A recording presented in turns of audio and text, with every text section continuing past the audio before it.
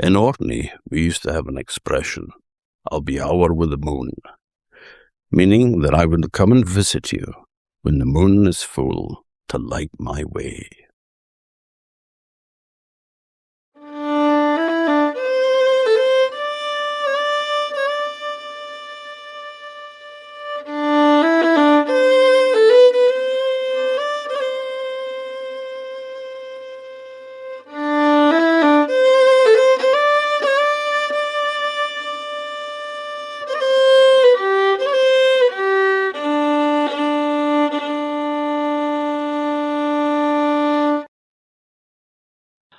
Hello, folks, and welcome to another edition of Ower Wi the Moon.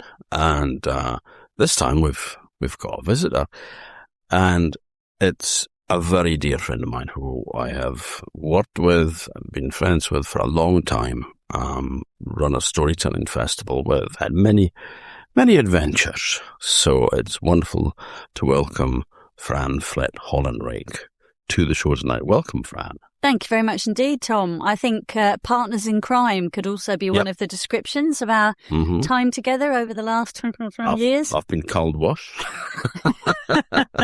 No, it's a delight to be here. And I just say I do enjoy your podcast very much. I've really enjoyed the listening to other people and telling their stories and listening to the chat. So yeah, it's very nice to be. So you're the listener. Do I get a badge? Yeah, I'll have to make it. So. But anyway, lovely to have you here. And can you describe for the folks back home who, I mean, I can't imagine anybody doesn't know you, but outside of Orkney, possibly. So if you want to do a little roundup of who you are. Goodness. Well, I'll try my best. So yes, my name's Fran, and I came to Orkney with my husband Andy about over 20 years ago, but I have Orcadian ancestry. So this is very much a return to the ancestral roots for me. And I had studied at St Andrews University when I was a student. I did a degree in Scottish history. And one of the things we studied was St Magnus and the cathedral, because we looked at the Orkney saga, which I'm sure will be very familiar to your listeners. And that was the first time I'd ever heard of St Magnus. So this is going back 40 years. And it was quite intriguing. So I came and visited Orkney on the back of that, and I really loved it. And then when Andy and I got married, we came here on our honeymoon. And then eventually we moved here. And for the last 16 years, I have had the great privilege of working in St Magnus Cathedral. So it's almost come full circle that all those years ago when I was learning about Magnus, that here I am telling his story on a daily basis, so it really feels like a coming home. So that's what I do. I also do a bit of storytelling, as you know. I've recently taken a big foray into writing as well. Excellent. And yeah, I just enjoying being in Orkney and part of the community, which is very important to me. So and another post at the cathedral as well in the last few years. Yeah, so I was very, very pleased. So for 14 years, I did the visitor services. I did the custodian's role, which was everything and anything. And I used to say I'll do everything except the God bit, because, of course, the cathedral's owned by the people of Orkney and it's run by the local council. And my job was to do, just about everything, the cleaning and the opening the doors and the speaking to visitors and the management of the day-to-day operations.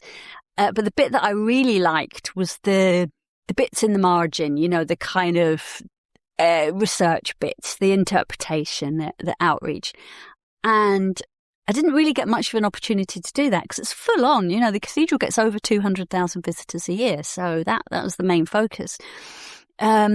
So a couple of years ago, a new job came up, that of curator for the cathedral. And that's what I've done for the last 2.5 years. And it means I get to do all those bits that I really liked, the research, outreach, development, interpretation. And it's just lovely. And I kind of pinch myself, really, that I'm just like, I'm allowed to do this. I don't need to clean the floor, and I can go to the library and to the archive. And this is just, it's just a pinch me moment. So I know exactly what you mean, because I was about the same in the museum, because I started off as assistant custodian and but did a a lot of the exhibitions and interpretations and such like. So you could just, once you were in a position that you didn't have to be tied to the building to clean the toilets and work in the shop and talk to people, answer questions, and say, no, you're in Orkney, you're not in Shetland, for all the folk off the cruise ships. Yeah. That sometimes happened. Oh, I love it here in Shetland, you know. And we're going to Orkney tomorrow. I said, oh, I hear it's lovely, you know. So, but then when it was like, hey, this is really interesting, I'm going to head off down the archive and chase this off, yeah. you know. We are blessed. It's a privilege. It really is. We are absolutely blessed with our archive. I mean, they have such treasures in there. Absolutely. That I've just scratched the surface, really. But you know, they've never disappointed me. There's always something else to find out, you know. When I was researching Mermaid Bride, of course, I spent a lot of time in the archive going through Ernest Marwick's papers. And among them, I discovered that I was cursed. Oh, I remember you. Yes, I remember you telling me your family way back. Yeah, was a curse on your family. My mother's side of the family was cursed well, this would explain a lot. For doing in a laird. And I thought, doing in a laird? You should get a bloody medal for doing in a laird, you know, not a curse. But yeah, apparently, because I mean, they were naming names, and it was like, okay, that's directly leads to me. Mm-hmm. So I thought, well, that explains a lot. Yeah. Well, what you need is a lovely saintly presence to lift that burden from you. Oh, nice segue. So you mentioned writing there. You've just finished a book, which is really exciting. I'm really looking forward to this. Can you tell us about it? Yes, so it's been published by the History Press, who, as you know, have published many, many books on folk tales, some of which you have written yourself. Yeah.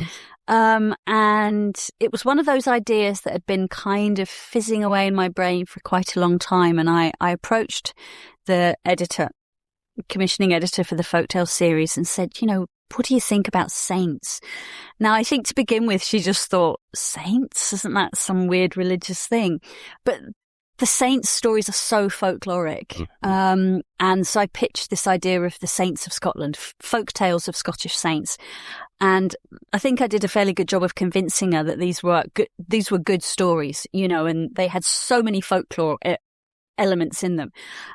So yes, they went for it. So I had a lovely challenge of researching the stories and writing them, and I went off on little trips that I could do to go and find some of these saints and sort of, you know, tease out their stories. And they're just wonderful.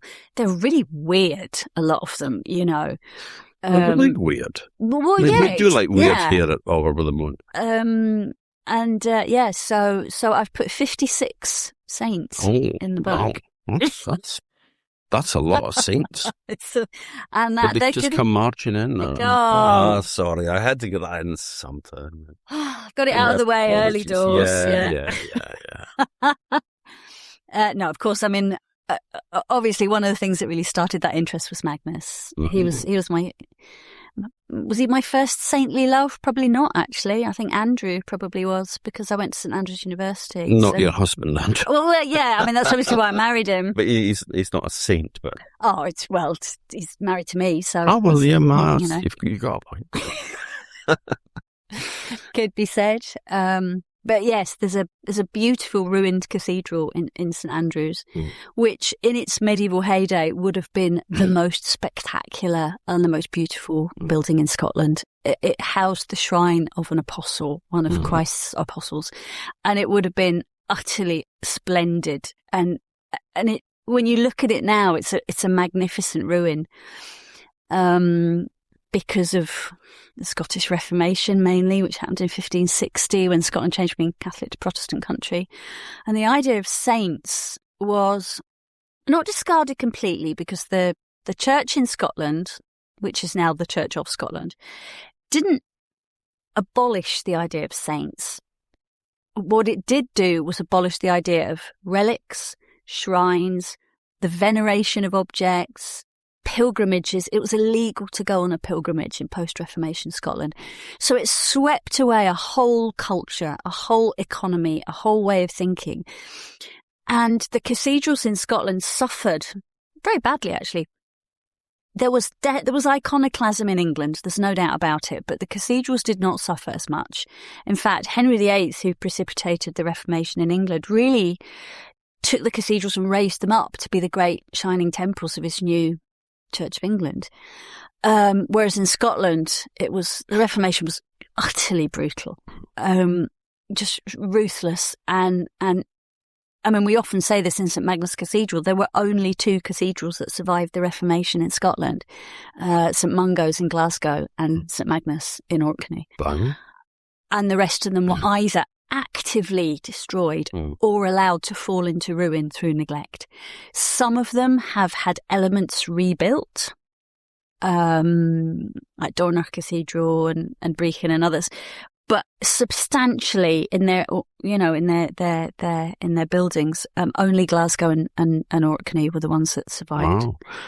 Why did Glasgow survive? Because, I mean, it's a big urban area. Yes, it's something to do again with ownership, and I think that's what happened with Orkney too, is because it was owned by the people. It was given to the people of Kirkwall originally, 1486 by James III. And what had happened with Glasgow is the clerics in Glasgow could very much see the way that the wind was blowing, and they put the whole cathedral and the whole workings of the church into the hands of the state to say, we hand it all over. You don't need to do anything. You don't need to throw it out. You don't need to wreck it. Here you go. You can have it. So it changed a lot. So instead of Catholic priests, instead of shrines, you'll have secular canons and you'll have a communion table and everything works very differently. But the building survived substantially. So we are incredibly fortunate. But when you look at St Andrews Cathedral, it just breaks my heart. You just think, what did we lose? Yeah, because the artwork destroyed as well. Medieval art, so beautiful, and just to go into that in a kind of well, I suppose the nearest equivalent would be like the Taliban when they first took over in Afghanistan, destroying those giant Buddhas and all that. It's it's a loss to mankind. Completely. And I think, I don't think anyone could argue that it was being done for anything other than spiritual reasons. The reformers truly believed they were doing God's work. But the destruction of the beautiful objects just absolutely, when you look at, even in England, statues, wall paintings, stained glass windows, which survived from the Middle Ages. And we've just got so little, so little survives in Scotland. Well, there's that one cathedral, isn't there, somewhere in England where they took out the stained glass windows and buried it outside so that it would, so it wouldn't lose it. And then when they came to restore it, they had no idea where the bits went. Do you remember when we put these guys in on God map? It's like an abstract image of just coloured glass with faces every now and again, but it was just... I know. I can remember watching a television programme on, and they had something about, I think it was one of the big abbeys, Whitby Abbey or Revo or something like that. And I was sitting there grumbling away at this, and Andy turned around to me and said, "Are you still annoyed about the Reformation?" I said, yes I am. I'm still very angry about it. I'm still pissed off about the destruction of the library in Alexandria. Well, you see, there you go. That's it. You understand. Yes. You understand, so. Yeah, I always wrongly, I think, assumed that the Reformation in Orkney was just a kind of thing that happened and everybody kind of went, whatever, because the bishop and the archdeacon both changed sides from Catholic to Protestant. But I think after reading Peter Marshall's new book, Storm's Edge, and also a short story by George Mackay Brown years ago where describes the chapel at Warbeth being ransacked by, Puritans, for want of a better word. And then the people kind of going, because they see them going in, and the statue of Our Lady is taken out and burnt. And they sort of like look in, and instead of all the beautifully painted interior, it's whitewashed. And it's stark, And there is a kind of beauty in that simplicity. From the Reformation onwards, Scottish churches were white stone boxes, most of them. and everything came down to the word of God. You know, that was it. Everything else was a distraction. It was a frippery. It was if it wasn't outright corrupt. And this idea was we needed this purity. We needed the gospel, and that was what would drive us. We didn't need to look at anything. You know, we didn't need to hear anything. This is why the music was all the musical instruments were stripped out. You know, as Monty Python would say, just those miserable psalms, unaccompanied. You know, and it's still the case in most Scottish churches. No stained glass. You know, whitewashed walls. There's gradually been a reintroduction into Scottish churches of decorative arts, mainly late 19th, early 20th century. But when you go into St Magnus Cathedral, which is a fabulous building, everybody's, you know, overawed by it. But if you look and you know what you're looking for, you'll see all the scars. You'll see the places where the screens were. You'll see where there would have been banners hanging. You know, you just get this idea of what a rich, multi-sensual experience it would have been, with colour and sound and incense, and you know, it would have been very mystical. And I think the Church of Scotland did a very good job of, you know, squishing that. What I found when I was doing my Saints book, I tried really hard to cover every bit of Scotland. In fact, I got a big map, a huge map of Scotland, and I put a little marker on every place that got mentioned in the stories. And do you know what was really, because I hadn't deliberately done that, but I wanted to see what my coverage was, what my spread was, because let's face it, from a marketing point of view, I want this book to sell in every bit of Scotland. And you know, there was a big empty space in the Western Isles, and there are churches dedicated to saints in the Western Isles, but the folklore of the saints. Okay, I didn't have years and years to research it, but I couldn't really find anything. Holy well, you know, a kind of practicing of a saint's day at any point. I couldn't find anything. And I think that the Protestant Presbyterian Church in the Western Isles was so strong that it managed to suppress any vestige of Catholic worship. Whereas in every other part of Scotland, it survived in some way through a little festival or a holy well or something. So unfortunately, there's lots in the kind of Inner Hebrides, and there's lots up the west coast of Scotland, but the Western Isles, No. Sorry, Western Isles listeners. Oh, we have no prejudices in this place, so we're not having a go at anybody from the Western Isles. It's just the way that it was. It's the way that that society went, and but I mean, it must have caused so much distress to just like my ancestors who were all mine too peasant stock, as Denison always refers to the sandy peasants. You know, that was my people. But to lose those rituals must have been traumatic. Because, completely. You know, when you look at all the saint days and all the things that you had to do as a part of that, and like Candlemas on the 2nd of February, taking candles to be blessed and all that. You know, and then suddenly you're not allowed to do that. And a lot of 18th century, you know, writers, ministers and such like, late 17th, early, and they're forever complaining, aren't they, about it? They're always people going off to medieval chapels because there's a belief that you can be cured if you go there of whatever ailment you have. Well, of course, Tom, we have a story. Well, we do that binds us together forever in the saintly world, and that's the story about Saint Triduana. Because, dear listener, I have a witness in Mr. Muir who, you know, is very open-minded about such things and not closed off to the idea of strange, weird, miraculous happenings. Well, things happen. Things happen, and this thing happened. So would you like me to tell you about Triduana and how you fit into the story? Hey, friends. I just want to tell you how much Tom and I appreciate your spending this time with us. If you've just discovered our podcast, you might not realize that we have a website, too. Whether you're interested in Orkney history, folklore, storytelling, or everyday life, you'll find it on orkneyology.com. We're also publishing some really unusual books now through our Orkneyology press. If you'd like to encourage us in our work of preserving the wisdom and heritage of older times, buying our books direct from our online shop is a great way to do that, as is sharing our podcast and our website with people who might be interested. And if you'd like to buy us a coffee or a dram, we do have a page on Ko-fi, which is spelled Ko-fi. Just look for Orkneyology. Thanks again. Enjoy. Because she's quite a feisty Oh, you're not kidding. character, you know.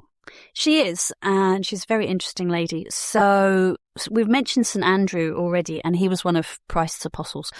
When he was finally martyred, he was killed in Greece, and he was in a town called Patras. Apologies if I pronounced that wrong, but that's where his shrine was. And there was a monk called Regulus, or Rule, and he was told in a vision, in a dream, that the Emperor Constantine the Great, the Roman Emperor who was the first to embrace Christianity, that he was going to take the bones of St Andrew and take them to Constantinople, which is where he was setting up his new kind of headquarters. And there was a fairly good chance that was going to happen, but Regulus felt that, this was not right. And the vision, the dream, told him that he had to steal the bones of St Andrew and spirit them away to the furthest, outermost reaches of the Christian world, which he did. So I always imagine him in the dead of night, kind of putting a few bones under his coat, and sneaking out with them. And he headed off, and it's as common with a lot of these stories, into the boat they went, and of course they've got no oars, they've got no rudder, they've got no sails, and the boat just drifts where God wills. And that's a feature in a lot of the saints' stories, actually, was they put themselves in God's hands by getting into a boat and heading off somewhere.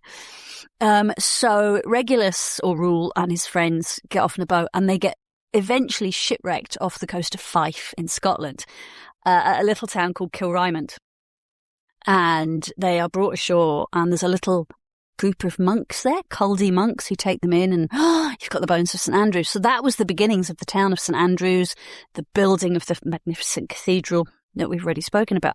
So Regulus, or Rule, came with a group of friends, and one of those friends was a young Greek girl, and her kind of Latinized name, although she goes by quite a few names, is Triduana.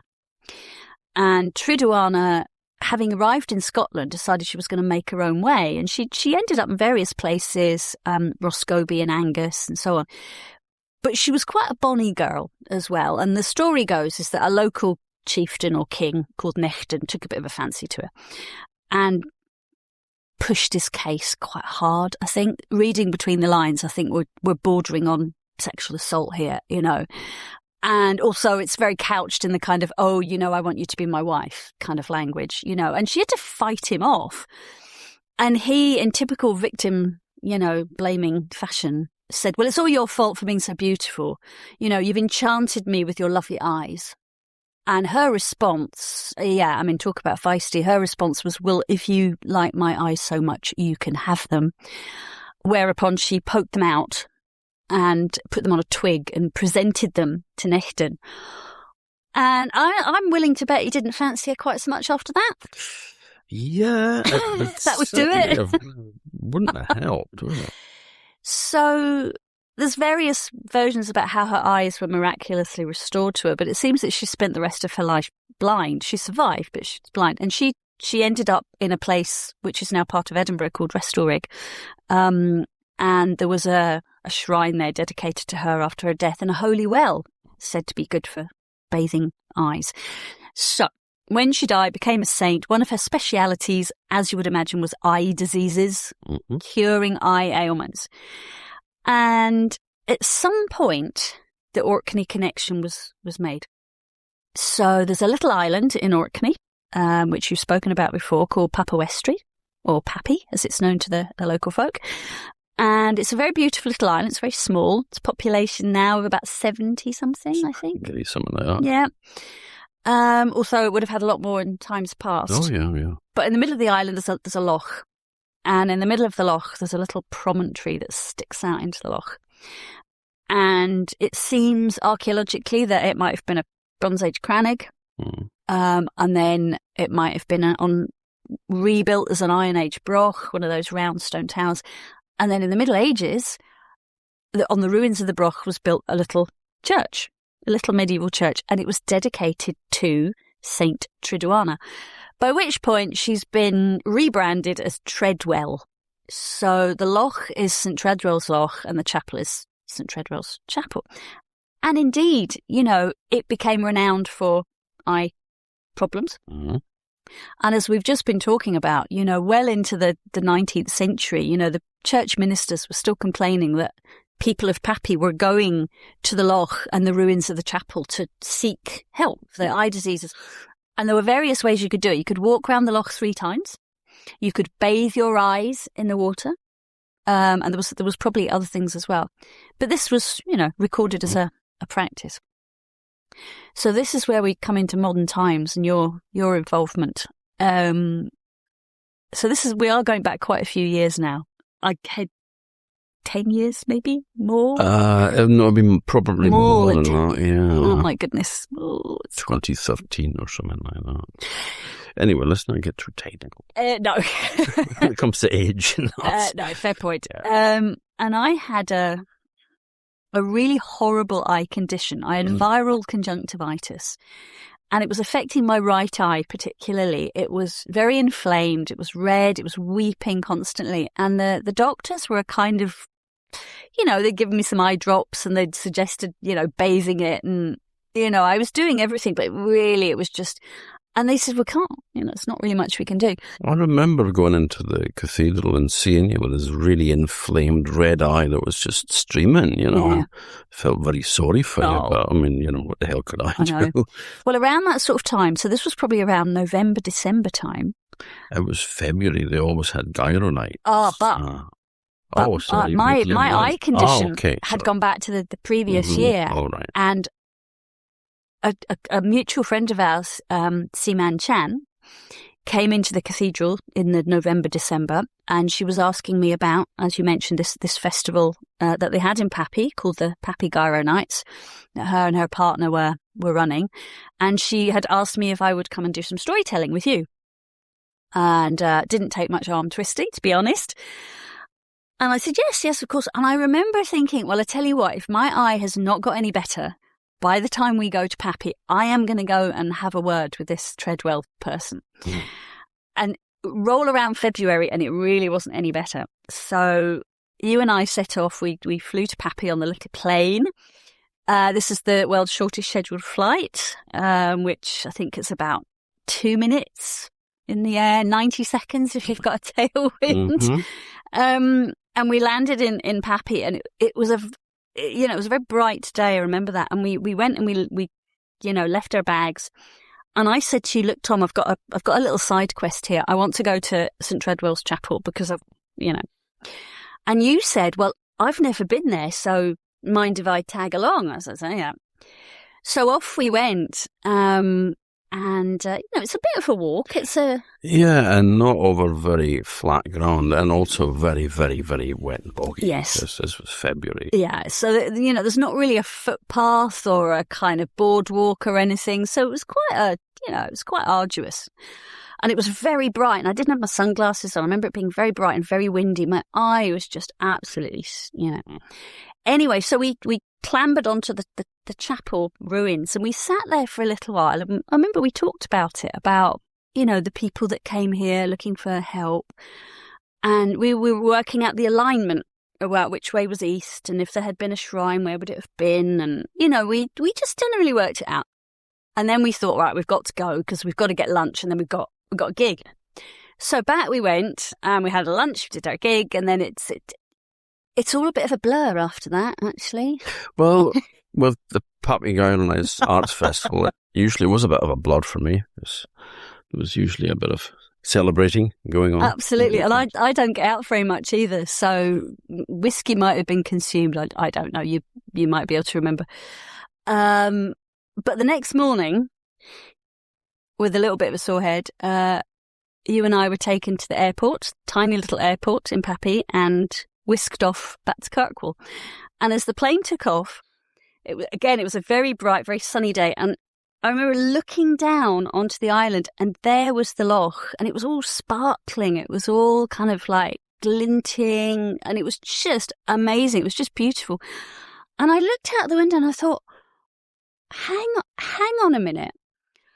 And I remember turning to you. You were in the seat next to me, and I said, "Tongan, look at my eye, and tell the listeners what my eye was like." Well, your eye was just normal. I mean, it was not red. It was not watering. It was not any signs of anything at all wrong with it. And I was sort of like, blimey, which I've cleaned up for the podcast, but words to that effect. So it was all healed, and it was incredible. And you were kind of peering at me like it's cured. Because I am no stranger to eye problems. I had a lot of trouble for nearly 30 years next year, and it still kicks off every now and again. So I'm well used with eye problems, and it was absolutely completely cleared. So well, it was, and I remember about a week or so later, getting a phone call from my GP, who I'd been seeing about this eye thing, and he said, "Well, the eye specialist is going to be up in a couple of weeks. Do you want me to make an appointment?" And I said, "Absolutely no need. It's all gone. I'm cured. It's and he's, I'd had this for months. Mm-hmm. And he said, "Oh, well, that's good. What did you do anything?" And I said, "Well, actually I did. I went to Papa Westray." And I told him, and he just thought he just laughed and he was delighted. He said, "I'm very pleased." And he said, "What would you like me to write in your medical notes?" And I said, "Well, you can write anything you like, but as far as I'm concerned, I was cured by a saint." And I there's no way that I can explain what happened. No, me neither. I mean, you were suffering, and I remember it well. You were, it was very inflamed, very watery, and then gone. So she's in the book.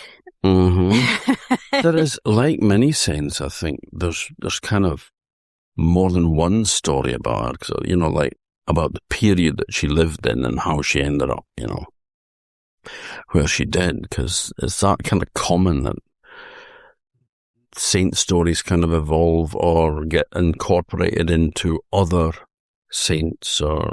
Yes. I mean, a lot of them do link together, but a lot of the saint stories, as I have discovered, I think are piggybacking on stories that were pre-Christian, particularly things like holy wells. Yeah. And Scotland is just sprinkled with holy wells that have magical properties.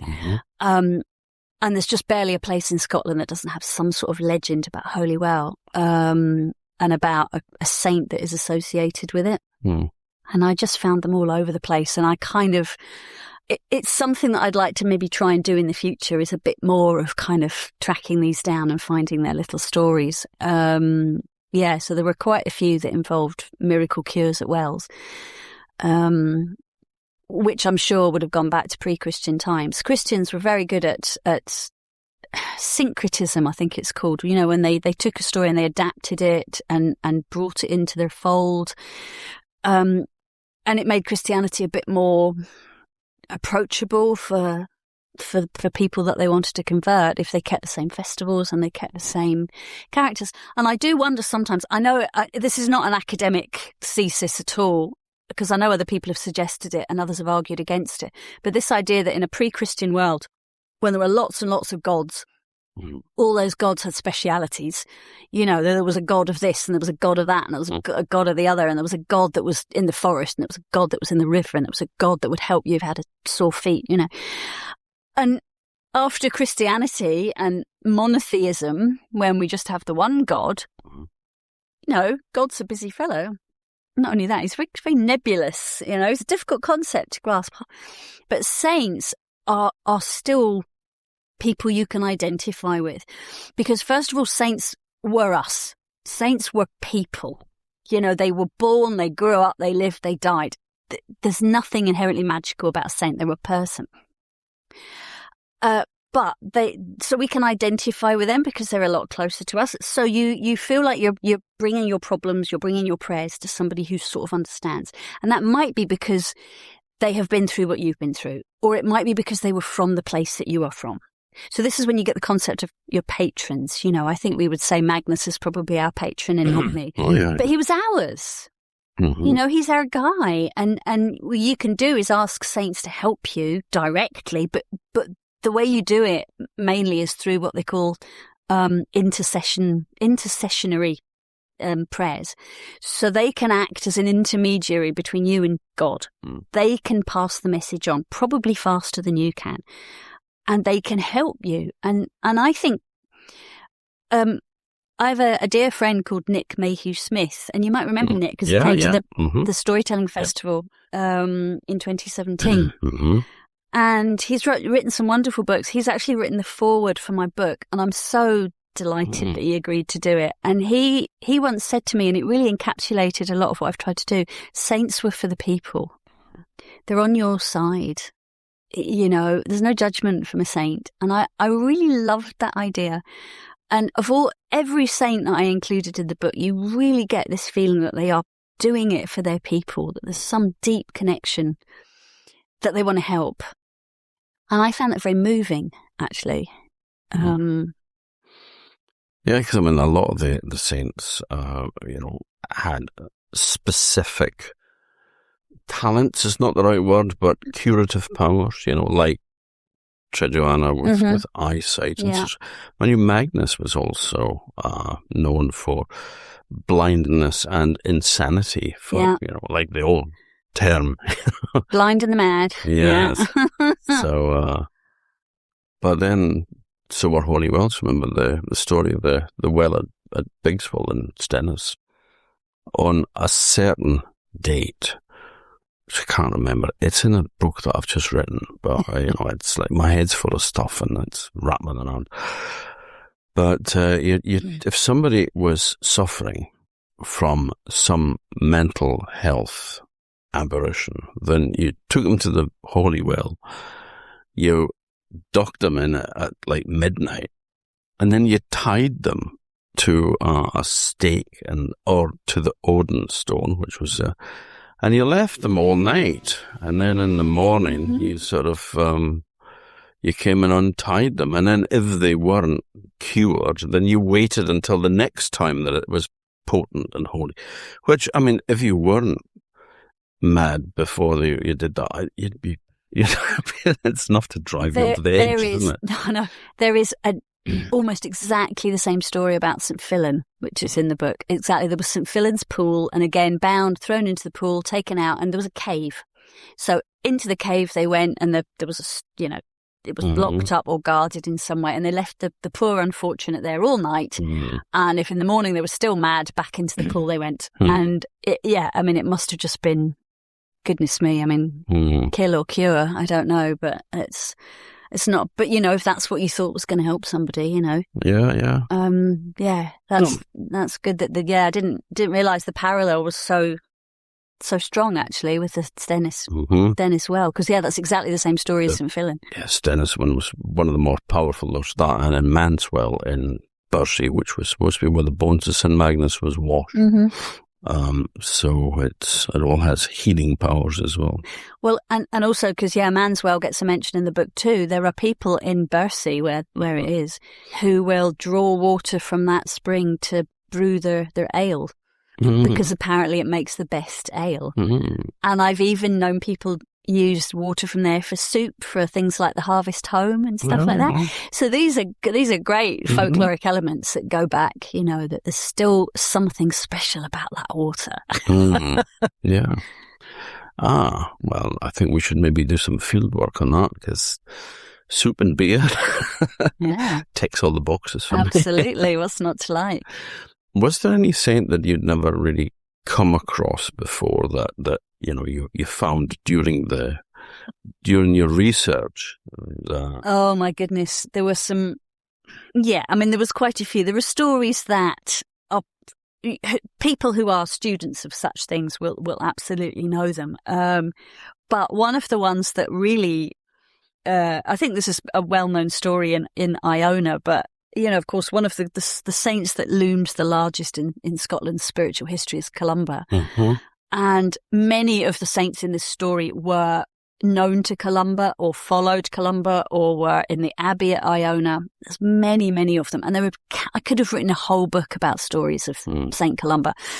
But there's one particular story where he was building his abbey in Iona, and it had lots of different bits to it. You know, there was obviously the abbey church, and then there was the monastery, and there was, you know, all sorts of, and there were lots of little side chapels as well.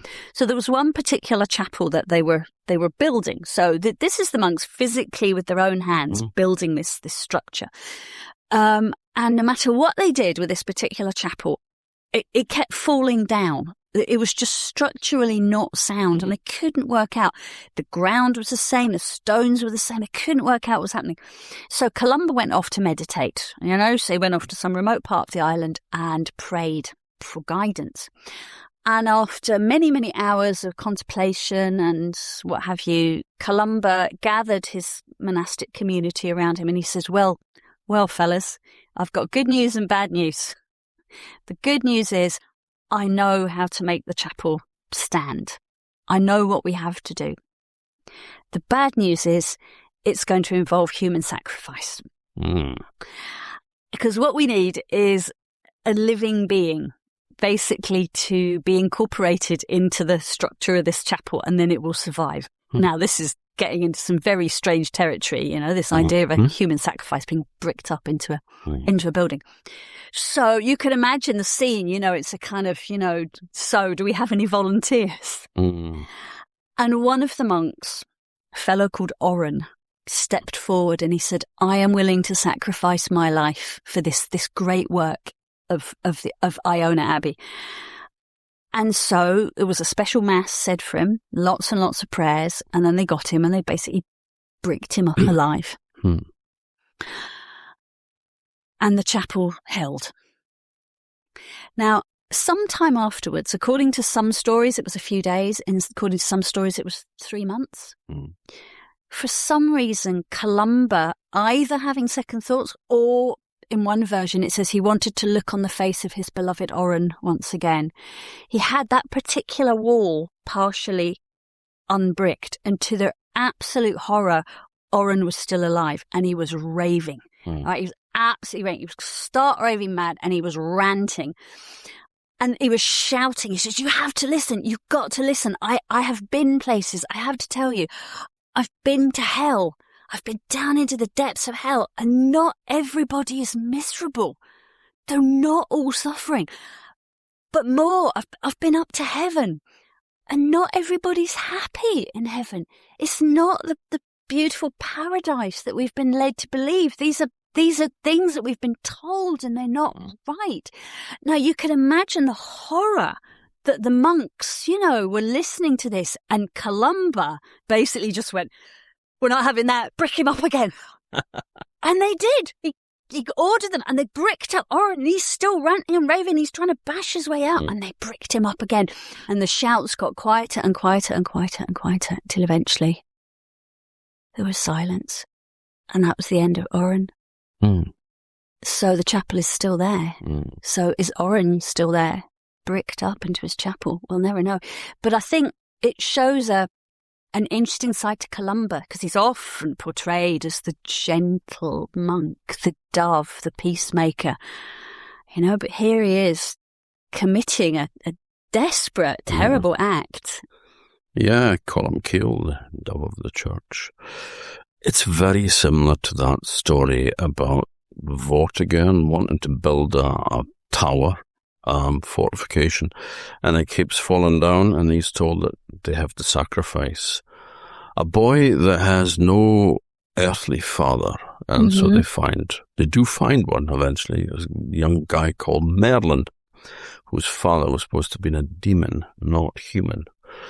But then he tells them how to dig up the thing. They would find the two dragons fighting, the white and the red, and the white one was represented the Anglo-Saxons, and the red one represented the Celts, and which is why you got a red dragon on the Celtic flag, and the Welsh flag, sorry. So that's not the same, but I mean, it's the human sacrifice element. Yeah. Does have that folkloric element within it.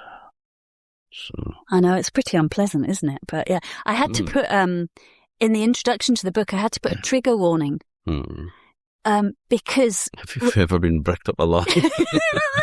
This might bring back some unpleasant memories. Yeah. But it's, when you see a book of folk tales, I mean, for such a long time, you know, as you know, and people still do, they see folk tales, fairy tales as being something for children. But they're nasty, nasty stories, many of them. And I, you know, in writing the saints' stories, you know, this could be a sweet little book for children about nice things that people did and cured people and helped people. But some of those stories are absolutely traumatic. There's torture, there's murder, there's rape. It's just horrible. So I've put a little bit in that says, you know, there's some pretty uncompromising content in this book. So it might not be suitable for little ones. You know, I'd hate somebody to be, let's have a story from the book then, kids. You know, and the story of the mother of St Mungo, St Thenu. She has many, many different versions of her name, but she was the daughter of the king of Lothian, King Lot, and she wouldn't marry the person that he'd chosen for her, and but the suitor, you know, said, "Well, I'm going to have her," and King Lot facilitated this, and he said, "Well, if you, rather controversially, if you dress up as a woman, you know, and pretend you're a servant girl, you'll find her hanging out in the pigsty because she goes and feeds the pigs." Well, he went down there and he absolutely brutalizes her. And then he says, you know, now nobody will want you. I mean, it's awful. And she becomes pregnant and her father is horrified, not realizing, of course, not acknowledging that he's had a hand in this. And of course, she becomes more and more pregnant and he sees her as a real liability, so he has her dragged to the top of Traprain Law in East Lothian, put in a cart and basically shoved down the hill, expecting her and her unborn child to die. But she doesn't. And it's said that you can see the scrape marks of the cart down the side of the law, of the hill. So she landed at the bottom and miraculously survived and managed to fight her way to the shore, where another one of these amazing boats appears with no sail, no rudder, no oars. And she just throws herself into the boat. She's completely exhausted and traumatized, and the boat just drifts where it will. And the story takes her out almost to the Isle of May, and beyond that she would have been swept out into the open sea. But apparently a shoal of fish came up below and guided the boat up the Firth of Forth, and she landed on the north side. She landed on the shores of Fife. Do you know Fife is one of the bits of the book that's got such a lot of saints? All roads lead to Fife. Oh, do you know, don't they just? Anyway, so she's washed up on the shore at Curus, which is where the abbot Cerf has his, later Saint Cerf has his monastery. And his monks find this poor, traumatized, brutalized woman just about to give birth. And they very gently take her up to the monastery and she gives birth there. And his given name, his Sunday name was Kentigern, but she called him Mungo, and Mungo means little dear one. And he grew up to be Saint Mungo and have his own saintly adventures. But the story of that poor woman, it's difficult to know what happens to her at that point. But I'd like to think that she just lived out her days peacefully in the monastery and was healed of the awful things that had happened to her. But yeah, I mean, it was one of the stories I found really difficult actually to tell, but I really thought it should go in there. Yeah, you know, obviously a lot of suffering involved in many saint stories, but that's particularly traumatic ones. You say, I know. Yes, and the female ones quite often follow a pattern, which is that they came from royalty, they were expected to marry, and that they rejected that, and they wanted to forge their own path in some way. Now, you know, even in the 21st century, that's not always easy for a woman to do. But somebody in the 8th or 9th century, you know, it would have been very difficult to go against your upbringing, to go against your parents, to go against the expectations. So in a way, the stories, although they can be quite formulaic, you know, into a boat they went and off they went and founded a nunnery somewhere, they have that element in them of a woman just trying to make her own way in the world and be who she wants to be. And there are quite a few of those. So I've tried to include a good selection of those. Mm-hmm. I mean, some of these saints, though, are made up. What? Well, Saint Sunniva, for instance, is...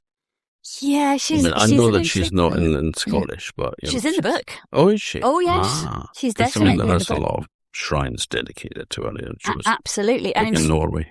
There is, and she would have sailed past Orkney and Shetland, but of course the connection that I always feel that we have with her was that the old ferry that used to go from Kirkwall to Shetland was the St Sunniva. Mm-hmm. And very memorably, and you might remember this, that if you went on the overnight sailing, you got into your bed and there were straps, so you could bondage bed. Mr. Muir. But no, it was like seatbelts, to stop yourself being pitched out in the middle of the night. Yeah. But actually, I can't remember the details, but they are in the book. But there's a nun who now lives in Shetland, and she has a kind of single cell monastery, and it's dedicated to Sunniva. Mm. So there is actually a presence in Shetland of Sunniva. But yes, she's in the book. She fleeing from Ireland. That's right, with some of her ladies. With her ladies. And they're in a boat and they get swept away, but they end up off the coast of Norway in a little island. And they go into their little cave and they pray, and they're very holy, and lots of local people come and seek advice and prayers from them. And there's a local, laird, chieftain, earl, whoever, who's really jealous and of their power. These are penniless women who are living in a cave, and he's annoyed that they seem to have more power.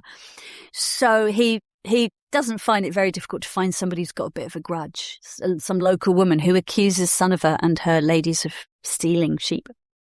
So that gives him enough of a premise to launch a raid on her, and Sunniva and her ladies get wind of it. And they pray. I mean, what else are they going to do? They've got nothing, they've got nothing to defend themselves. They've got no way of, running away. Where are they going to go? So they pray and they pray and they pray, and they can hear the hoofbeats, of the horses in the distance as the Earl and his men are kind of, approaching. And they pray and they pray. And just as the men are coming over the hill, the cave collapses. And it collapses onto Sunniva and all her ladies, and they all die. And I think some of the men get killed as well. But that's it. That's the end of Sunniva's story. Or is it? Because many, many years later, sailors who were sailing around the coast of that little island said that they could see a kind of glowing light round about that cave area. Olaf Tryggvason, King of Norway. Now, of course, Olaf's very famous in Orkney because he was the one who converted Sigurd Stout. Converted is an interesting choice. Point of a sword. Yeah. In 995.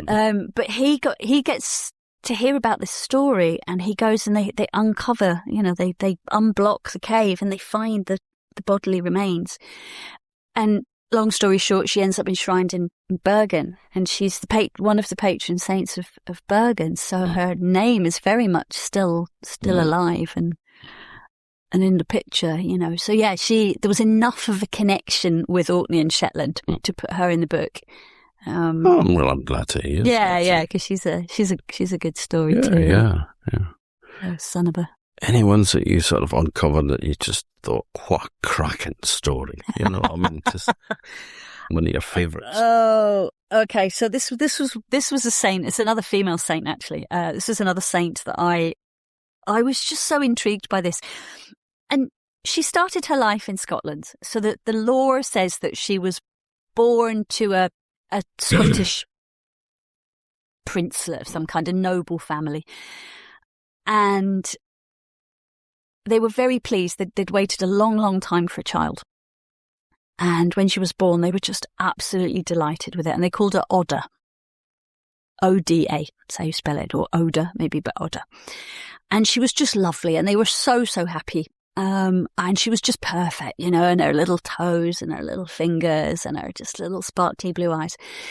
But a few days after her birth, her mother was feeding her, and she looked down and she realised that Oda's eyes had started to cloud over. And within a few weeks, she was completely blind. And they absolutely loved her nonetheless. She was still perfect in their eyes. She was still beautiful, and she grew up as a very happy child. However, they had no more children, and Oda would have to be the heir.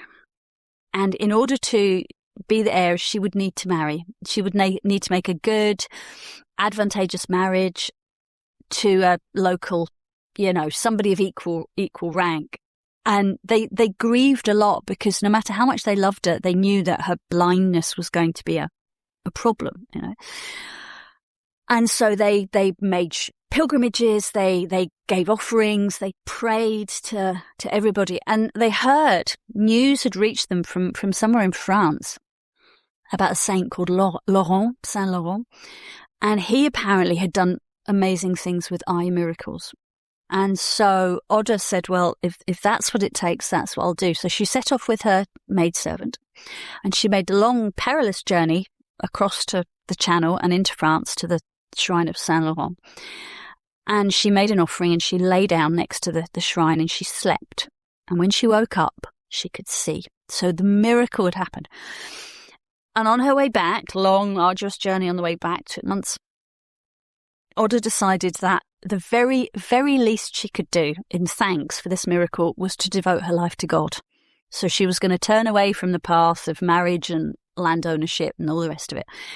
And so, of course, by the time she got back, she broke the news to her parents that, they were obviously delighted that she could see again, but they were also heartbroken that she was saying, listen, I don't want the power, I don't want the land, I don't want the title, I want to devote my life to prayer. And they were quite angry, actually, particularly her father. And anyway, she decided to escape in the middle of the night, which she did with a faithful servant. And they made their way back into mainland Europe. Now, she went off on a little tour of lots of saint shrines, lots of holy wells, giving offerings, and so on. But she wanted somewhere very secluded. She wanted somewhere where she would just be by herself, that she could devote her whole life to this contemplation and so on. And eventually she made her way to a place we would now think of as being in Belgium. And she was going through a forest, and they were seeking, they were always on the move, they're always looking for that place. And they were going through this forest one day, and a bird flew down and stood on the path in front of Oda, and it was a magpie. Now, before I continue with the story, how do you feel about magpies? How do you see them? I have no strong feelings about magpies because they don't live in Orkney. That's true. I always like seeing a magpie when I'm sick, because they're unusual to me, whereas they'd be very, very common to most people. But yes, I know all the once for sorrow, two for joy. Yeah. So in Scotland, they tend not to be as welcome as they are in England. And they were known for actually as the deil's bird, the devil's bird. And they were thought to have some sort of, demonic aspect to them. And they were to be feared. Now, there's a whole lot of folklore around corvids, goodness me, where do we start with crows and ravens and all the rest of them? But the magpie was seen as especially being very bad luck. And so Oda just shoot, away with you. And this bird kept coming back, and another one, and another one. And eventually she realised that the magpies were leading her somewhere. So they followed, and the magpies were flying ahead. And eventually they found this little clearing in the forest. And there was other people there with little huts who had set up little shrines. And they welcomed Oda, and they said, you're the person we've been looking for. We've been waiting for you. Please come and join our little community. So they did. They set up this little religious community. And after a few years, she was very happy there, but after a few years, Oda realised she wanted to be more isolated. She wanted to be really a hermit. But by which point her maid had died as well, and she just wanted to be very isolated. And so she went deeper into the forest, and she had with her at all times a flock of magpies. They went with her all the way. Now, whilst all this was happening, her parents had obviously woken up one morning and she was gone, and her father had set about trying to find her. Now, of course, in days before, mobile phones and the internet and GPS tracking and goodness knows what else, it took him a long, long time. But eventually, after seeking and asking throughout most of Europe, he finally managed to track her down to this forest in Belgium.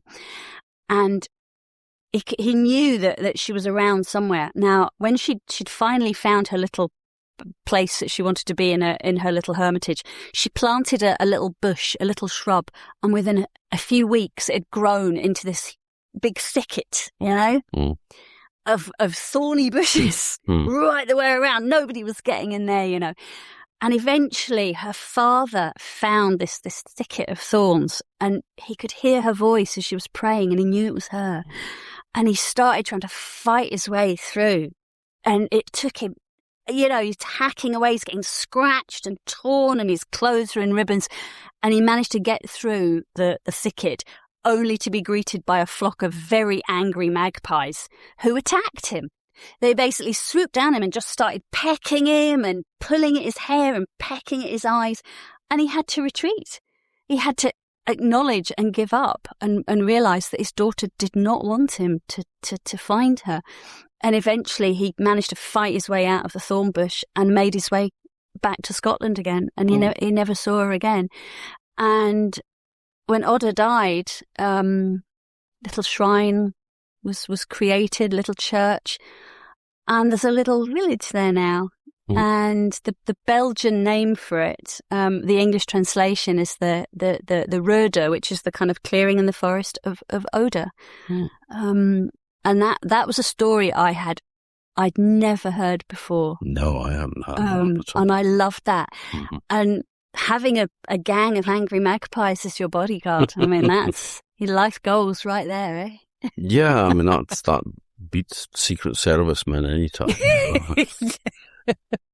That's really cool. Angry magpies. Now, pilgrimage was a very, very, very important spiritual thing, but also business in the medieval times. But growing in popularity, I believe. I mean, you were recently on one as well, so. I know. I mean, before we started recording, we were talking about this. If you 25, 30 years ago told somebody you were going on a pilgrimage, I think people would be kind of shuffling sideways to kind of, escape the room, because you'd be looked at as some sort of religious crazy. But now it's so popular. It's a leisure option. And everybody's doing it. We have our own pilgrimage route here in Orkney, the St Magnus Way, formed in 2017, and it's wonderful. And it finishes at the cathedral as it should, and it goes past Manswell, and it starts in Egglesey where he died, and so on. But yeah, all over the world, but particularly Christian Europe, the pilgrimage thing has really caught on. Now, I'm sure somebody cleverer than I could make a case for it's a sign of the times. People are seeking, people are wanting some kind of spiritual resolution. And I don't know what the answer is, but you touched on this idea of business, and you're absolutely right. And it was ever thus. In the Middle Ages, pilgrimage was one of the biggest drivers of the medieval economy. Huge. So you would go to a place. Now, your pilgrimage might only be to the next village, or it might be hundreds of miles. And people would go. Sometimes you could get things like punitive pilgrimages, where it was a sentence for a crime. You've done a bad thing, right, off you go on pilgrimage. You could actually pay somebody to go on pilgrimage for you, for the sake of your soul and stuff as well. But most people went for genuinely spiritual reasons. And along the way, they would need places to stay. They would, obviously eat food and drink. But when you got to the place, my goodness, that's when the business thing really, really kicked in. So you would have your lodgings, you would have ale houses, you would have places to eat, you would have guides, tour guides. I mean, we think of this as a really modern phenomenon, but tour guides would be there, with their flags going, want to see the holy sites, come with me. And they would be taken to all the special places. So And then when you get there, you know, there's offerings. And I mean, the first thing you would do is buy yourself a souvenir, you know, a little votive, a little cross or a little pilgrim badge or something, because you want to take away a bit of that special place, but you also want to show people, look what I've done. I've been on the pilgrimage. So the biggest one nowadays, which is probably a bit more in the kind of public mind now, is what they call the Camino. And it centres on the town of Santiago de Compostela, which is in northwest Spain, in the region of Galicia. And it is where the shrine of the Apostle St James is said to be. So one of Christ's apostles, James, had preached in Spain, had died in the Holy Land, but by some miracle, his body was put in a boat. There's that boat again. Mm. And it sailed all by itself to the coast of northern Spain, where it was recovered, and the shrine was set up. The whole city of Santiago de Compostela started with that one shrine, that one little place. And now it's a big city. And my goodness, I mean, you know, there are people converging on that city, thousands of them every day.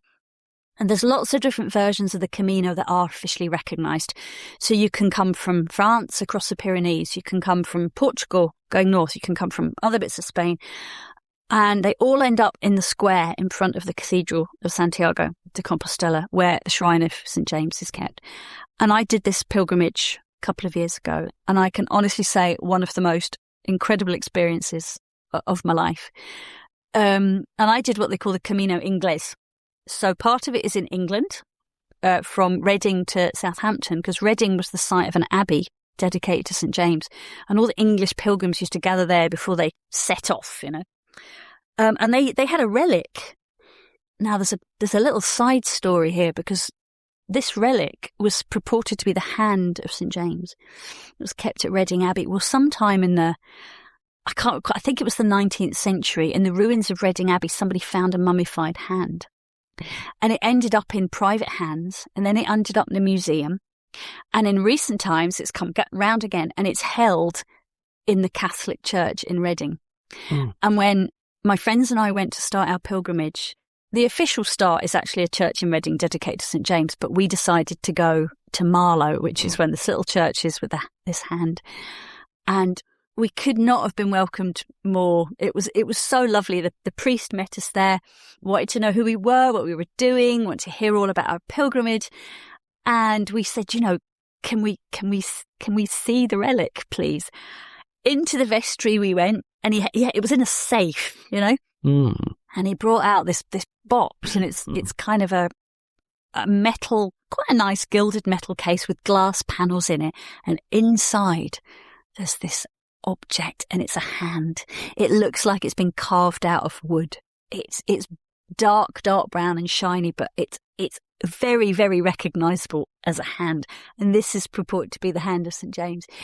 And it was absolutely brilliant. We were just like, oh my God, this is so exciting. Relics is just so. Anyway, so off we set on our little journey, and it was not without its traumas.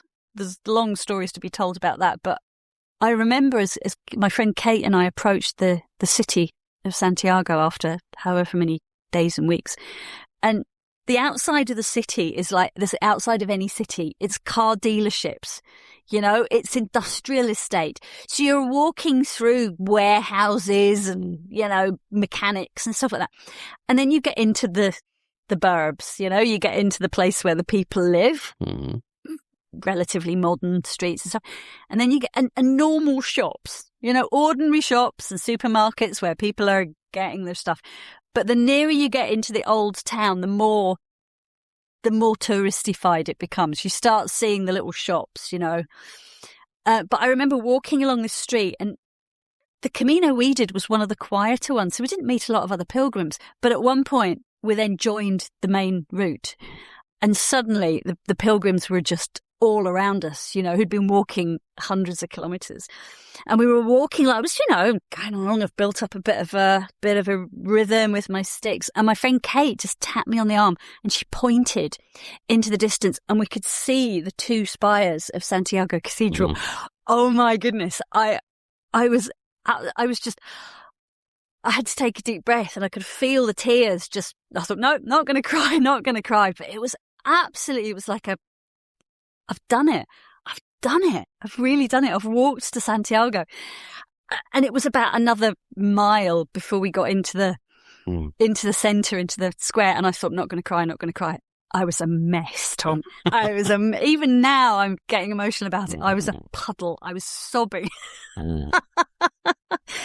And it was just incredible. I just, and then after a very, very big meal, first thing I did, I bought myself a little souvenir, which I'm wearing here. Seeing that little scallop shell. The little scallop shell, which is the symbol of St James, but it's now pretty much universal symbol of pilgrimage. Yeah. But do you know what really, apart from in and of itself being an incredible experience, it gave me a tiny little bit of an insight into what it must have been like for pilgrims coming to St Magnus, of seeing the spire of the cathedral in the distance. You can see it from Caithness, or if you were coming from Norway, at what point does it appear on the skyline? The sense of achievement that the pilgrims must have made, and then that sense of reverence as you approach it, all those weeks, months of travelling, and you're nearly at your destination. My God, it must have just been so powerful. And it really changed how I felt about the cathedral, actually.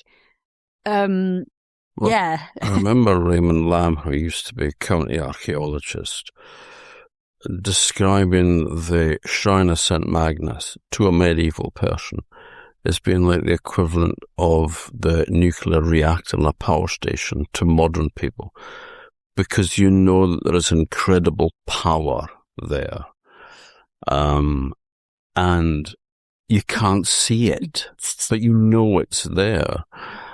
And of course it could potentially be dangerous if you were an unjust person. But, it was an interesting comparison. But it's quite a good one, because the influence of that, there's no end to it. It just keeps going on and on and on and on. And if you want to take the analogy further, that power, again, which you say could be dangerous, has infused everything. We live in this atomic age, and everything in our world now has that in it. And I wonder that saintly power was like that. It went way, way beyond these shores of the people who'd been here and went away somewhere else, and the messages and the stories just still rippling out, even though we live in a country in Scotland which is nominally a Christian country, and a Protestant country at that the power of the saints is still very much with us. I remember in a supermarket, and I think it was in Norrtälje, it was in Sweden anyway, because I used to hang out in Sweden quite a bit in the past, and still love the place dearly. But in the supermarket, they had scallops there was queenies, basically queen scallops for sale. But they called them pilgrim mussels. And I was thinking, why the hell is it called pilgrim mussels? Why pilgrim, And then it was only when I knew that you were going on the pilgrimage and the scallop shell was the symbol, and I thought, oh, now it makes sense. Well, in France, they're coquille Saint-Jacques, which is the scallop of St James. Wow. And actually, I did a little bit of looking at this. The big scallop shell that we think of, I can't remember its Latin name, you'll have to forgive me, but it appears in, it's got a breeding ground in the world. And that breeding ground goes from Norway right the way across the top of Scotland, all the way down the coast of mainland Europe, and finishes up in northwest Spain. King scallops. Yeah. And that is the same species of scallop. So the pilgrim badges, the pilgrim scallops go right the way through. So the ones that we have in Orkney, the same ones that the pilgrims were finding in the Middle Ages on the beaches at the place they called Finisterre, the end of the world, and they would pick up that scallop shell. Right. So there's a lovely connection with Norway and with Orkney and Shetland, and those scallop shells could be used. They're a very handy size. They're light. You could use them for drinking out of streams. You could use them for food. And actually, as the symbolism grew, they became used for baptizing children. In fact, you see fonts in churches which are the shapes of scallop shells, and that's why. So, there's a huge lot of deep symbolism about that scallop. But yeah, the ones that are hand dived in our waters, they're the very same. Brilliant. I suppose the elephant in the room. Yes, looks around for elephants. What is a slightly disrespectful thing to say about St Magnus? So, I mean, I've covered this Orkney saga out of it in the past wee while. But how do you think that Magnus rates on the kind of scale of saints? Because it's like he's a martyr, but he wasn't martyred for his religion. It was a dispute about the earldom. Well, yes, you're right. He wasn't killed for his faith.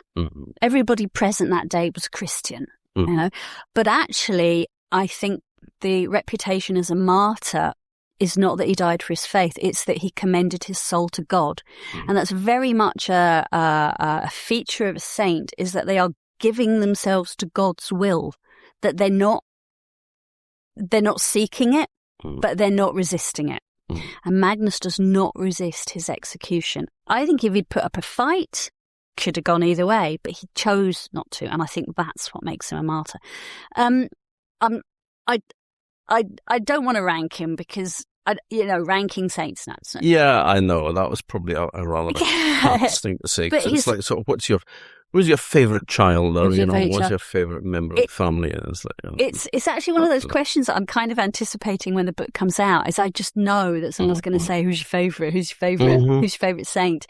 And obviously Magnus is going to be very high up there. His cult was quite widespread. It wasn't geographically restricted to Orkney, and this is quite interesting because when Magnus was alive and in the years after he died, the Vatican, the Pope, wasn't really involved in the making of saints. So saints could be, in the early days, they could just be created by popular acclaim. People are just like, yeah, he cured me, he's a saint. And if enough people said it, they were a saint. It got to the point where it was nice to have the bishop do it, wave something, or the archbishop. But the Pope had very little to do with any of this. He might be, having some jurisdiction over the biblical saints, maybe, or the early Roman martyrs, or what have you. But in terms of what was happening in Cornwall, Wales, or Orkney, I mean, he didn't care. But what happened in 1170, very, very major event, was Archbishop Thomas Becket was murdered in Canterbury Cathedral. And immediately, almost from day one, the miracles started happening. The clothes that had been dipped in his blood, the water that was produced, the miracles, it was like a snowball. And the cult of Thomas grew so fast and so quickly that the Pope went, hang on a minute, whoa, what is happening? What is going on here? And it was at that point the Pope said, no, I am going to take control of this process. I'm going to be the one. I'm going to make the rules. So from that point on, the rules were put in place. Now, a lot of the saints that had previously been proclaimed were retrospectively canonized by the Pope, and Magnus was one of those. So the Pope's like, yeah, it's fine. And Magnus appeared in the Catholic canon of saints. He appeared in the calendar, there's thousands, but he appeared in the calendar. So, he was noted, and he was one of the big guys. But the Pope says, right, I'm going to be in charge of this whole canonization process. Okay, so what we're going to do is we're going to set up papal courts, and it's going to be like a trial. So if anyone had brought somebody to them who said, I've got a candidate for sainthood, for canonization, here's my case. And they would have to prove it like a court of law. They would have to have, miracles. They would have to have witnesses. They would have to have testimony. They would have to have, they would have to build a whole case. And then the papal court, in their turn, had an officer whose job it was to test it, to ask the awkward questions, to push it and really, really test every claim that was being made. Now, their official title, which was some Latin name, but their unofficial they're kind of, the name that everybody knew them by was the devil's advocate. And that's where the expression comes from. Ah, I didn't know that. Well, that's the origins of it. It's the kind of person at the Vatican who tests the cases for sainthood. And actually, rather sadly, that office was abolished in the 1980s. Actually, still existed until certainly well within our lifetimes. But there are still papal courts, so you've still got to go through the process. The criteria have changed quite a lot over the years. You know, the amount of years that have passed since the person died has changed from 100 years down to, you know, pretty much nothing. The number of miracles, and all the rest of it. And this is where I'm going to make a little confession. All right, there is one person in my book, which is the folk tales of Scottish saints. There is one person in the book who's not actually a saint, but she is on the way. She is a venerable, and venerable is one of the stages that you go through. And then there's blessed, and then there's full canonization. And this is a young woman called Margaret Sinclair, and she lived in Edinburgh. Now, she's a very modern day girl. She was born in 1900, and there are photographs of her. She's not a medieval wall painting on a church. She's not in a stained glass window. There are photographs of Margaret Sinclair, and she was born in the Cowgate in Edinburgh to an Irish immigrant family, very, very poor, but she had a very solid Catholic faith from when she was very, very young, and she was educated. She left school at the age of about 14, 15, and she did an apprenticeship, and she became a French polisher. So these were people who look after bits of furniture, basically. You know, they repair them and they polish them and they give them a nice shine. And when she finished her apprenticeship, she went to work for a biscuit factory in Edinburgh called McVitie's and Price. So McVitie's biscuits still made today. And she was the one who she was in charge of making sure all the boardroom furniture was shiny and all the display cabinets. But whenever she had a spare moment, including in her lunch hour, she used to go off to have mass. She used to go to every service that she could, and she would go to prayers in the evening. She would, to the point where she'd sometimes forgot to eat because she was, And eventually she decided she wanted to go into a convent. But the convents in Edinburgh were full up. And so she went to London. She entered the Poor Clares. Now, when she was in Edinburgh working for the biscuit factory, she joined a trade union. And she wanted to fight for the workers. She wanted to improve their living conditions because they were all in desperate poverty. And she felt that she could help them. But she was really frustrated with the trade union because she said all they ever did was talk. They sit, they talk, they make plans, but they didn't do anything. They're not helping people. And she felt that through her religious faith, this would be the way that she could help. So she ended up in London in some of the worst disease-ridden slums of London. And she died at the age of 25 from tuberculosis. And she was buried in one of the big cemeteries in London. But people started going to her grave and, a few little miracles were kind of possibly attributed. And eventually her body was brought back to Edinburgh and she was buried in a cemetery there. And then just a few years ago, her body was actually reinterred in St Patrick's Church in the Cowgate, which was the church where she was baptised and confirmed. And there is now a little shrine to Margaret Sinclair, and they are campaigning very hard to have Margaret made into a saint. And they've got a person at the Vatican who's their contact. So they've got a committee in Edinburgh, and they've got a person appointed. Any miracles, any suggestion gets passed on to the papal court, and they're building a case for Margaret Sinclair to be the first Scottish saint since John Ogilvie in the 17th century. So there's a bit of me that's rooting for Margaret, because I think of all the people in this book, she's really the one that embodies the idea that saints are for the people. And I really hope she makes it, Well, it's interesting what you're saying about the Pope, taking over the decision of who was made a saint, because before that it was up to the individual bishops. If the bishop believed that in the case of Magnus, William the Old, decide, well, Well, that's a complicated story, but it is rather. But isn't it? he canonized him. He did. He had him made a saint. Yeah. But I remember in my previous life, working in the museum, there was a couple came in, and they had a piece of flat stone with carvings on it, which had just eroded out of the banks, the seashore below St Boniface Church in Papa Westray. And this was shown to Raymond Lamb, who was a bit of a church specialist. And he declared that it was part of a corner post shrine, which was something I must admit I had never heard. I was in my 20s and I'd never heard of it. But you could, if somebody was of a significant holy reputation, was up to the bishop to push for the case for making him making the person a saint. And the one method of that was to put them in a corner post shrine. So you had 4 corner posts that had slots in it. You had grooves in the side panels, which were made of stone.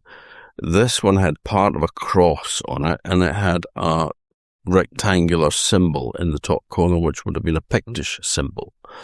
So it was sort of a Pictish period, because there is sort of references to an island that maybe Papa Westray that had a monastery on it with a bishop during the Viking Age, which meant that the Vikings had allowed Christianity to continue and must have therefore allowed some Picts to continue living as well. But this would have been standing in the churchyard outside the church, and people could go and pray, and then if there was considered to be enough miracles resulting from the prayers, then the person would be canonized. So that is on display in the Orkney Museum, and I just thought I would throw that in there just out of curiosity or interest, see. But, yeah, lovely, lovely. Rognvald, as well, Magnus's nephew, it's kind of strange because Orkney Ingersaga says that he was made a saint, but there doesn't seem to be any papal, no paperwork to back this one up, because that would have been at a time when it would have been up to the. It would, and actually, I mean, I think Ronald's saintly reputation rests entirely on, on 2 things, really. One is his building of St Magnus Cathedral, but also his own journey, his own pilgrimage that he made, to the Holy Land. But actually, I mean, I think as a character in the saga, you may or may not agree, I feel he's actually a bit more of a rounded character in terms of his personality. You feel with him that Magnus has got some interesting aspects to him, but everything's kind of written retrospectively as a hagiography, everything in Magnus' history is building up to the point where he becomes a saint. Whereas Ronald, you kind of feel like he's a real flesh and blood person. He's got a real personality, got a little bit of a crush on Ronald, actually, I think.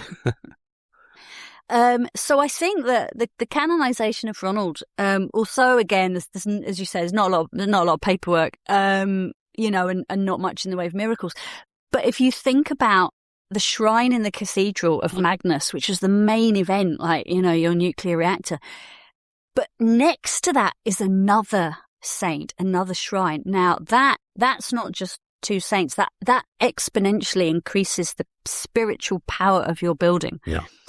But by much more than a factor of 2 or 1 or whatever, it really gives it some serious clout. And I think that was Ronald's, he's a support act in that respect, but they feed off each other, I think, because there would be no Magnus Shrine if it wasn't for Ronald, and Ronald wouldn't be a saint if it wasn't for his saintly uncle. Yeah. So I think they really feed off each other, and it would have been a real double whammy. And the fact that there are 2 sets of relics still held in the cathedral is astonishing, really. You know, as far as I know, the only church in Scotland that's still got the relics of its original saint. And we haven't just got one, we've got two. Yeah. I mean, it's just incredible, the power that must have showing off. Oh, it is. Yeah, that's exactly what it is. I had an explanation put forward some years ago by an academic who, I can't remember who it was, but they figured that it was probably Rognvald's dedication to Christianity, where he encouraged churches to be built by chieftains, by powerful people in their own area, which was the forerunner of creating the modern parish system. Was it Sarah Jane? Well, Sarah Jane was in my mind, but I can't remember if I had it from anyone else beforehand. And I don't really want to start trying to, muscle in on somebody else's territory or make claims. But Sarah Jane was certainly someone that I don't know, but I can't remember if anybody had mooted that before. So my apologies, she's done some work on that. So and I mean, tremendous work she has done on it as well. But that would have been the origin of the parish system on the mainland, which in some parishes are still named after their saints. Like, I was born in Tankeness, but that, along with Tob, is St Andrews because of the dedication of the medieval church. St Olaf, which is where Kirkwall is. And my dad was born in a secular one in Sandy. He was born in Burness, but it used to be called St Coombs. And the other two parishes are Cross and Lady, named after the churches as well. Yeah. So place names are, you're absolutely right, a really good indication of the depth of that Christian faith. And again, it's one of those things that, despite the efforts of the crown, of the state, of the established religion, there is this residue, there is this still continuing presence of saints in our midst, and I'm more and more comforted by this idea that they're still around, they're still helping us, they're still a factor in our lives, And I mean, Magnus, I pointed out blindness and also mental health problems. It was usually sort of put down as somebody being driven mad because they had broken a taboo, like working on a certain night, on a feast night that they shouldn't have been working, and then as a punishment had been driven mad, and then had to be cured by the saint. But there was other stranger miracles attributed to Magnus. Oh, I know what you're saying. I'm pushing you gently into one direction. Oh, I love this story so much. Yes, so this is just it is the best of all the Magnus miracles. Actually, it's pretty much up there, the best of all the miracles ever. So I'll try and keep it as brief as I can, but the story goes that there was two men, I think in one version they're brothers, but they're running through a forest and they're in desperate trouble because they are being pursued by the men from a village. They've obviously done something really bad, and these men finally catch up with them and basically beat 7 bells out of them, to the point where one of them dies and the other one is mutilated. His tongue is cut out, his bones are all broken, and he's lying there on the floor, and the life force is just draining from him, and he can see in his line of sight his dead brother.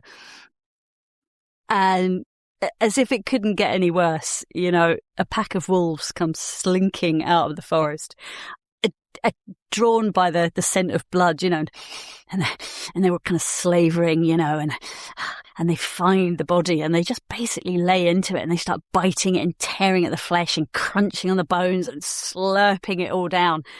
And the dying brother has got to watch in horror, because nothing he can do, because he's just a broken, dying man, as the wolves completely consume the other man.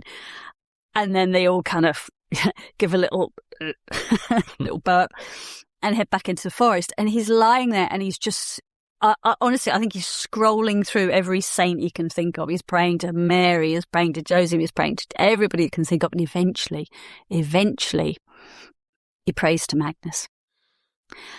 And the way in my head that I imagine it is that there's almost a kind of, suddenly there's a choir of angels and this golden heavenly light as this shimmering figure drifts out of the forest. And there it is, Holy St Magnus.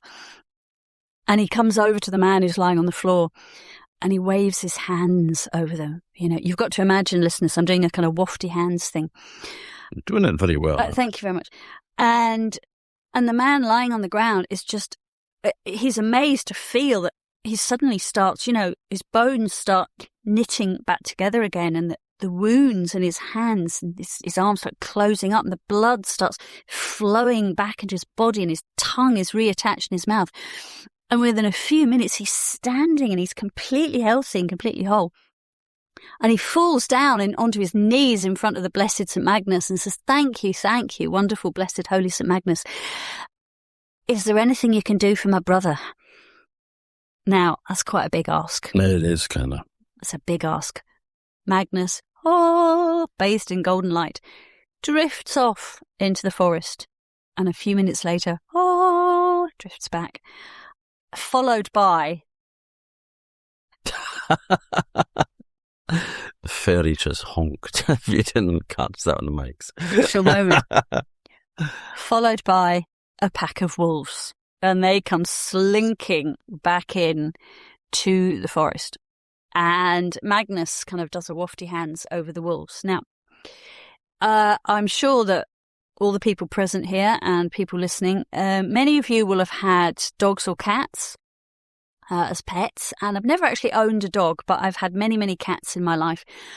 And I know exactly what it sounds like when a cat is regurgitating something that it's eaten and it shouldn't have done. So you can imagine that with a cat or a dog, and it you know, I mean, apologies if you've just had your dinner or something like that, but it kind of and more of the same until, you know.